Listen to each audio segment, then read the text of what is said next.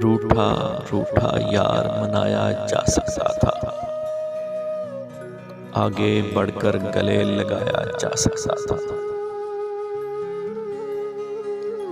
आधी रात का पूरा चांद मुझे कहता है, एक दफा तो छत पे आया जा सकता था। दरवाजे में खड़ी उदासी सोच रही है, मुझे उठाकर उसे बिठाया जा सकता था।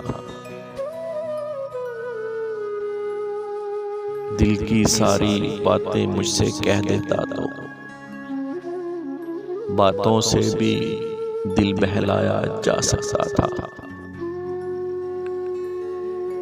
वक्ते रुखसत शीशे नीचे हो सकते थे,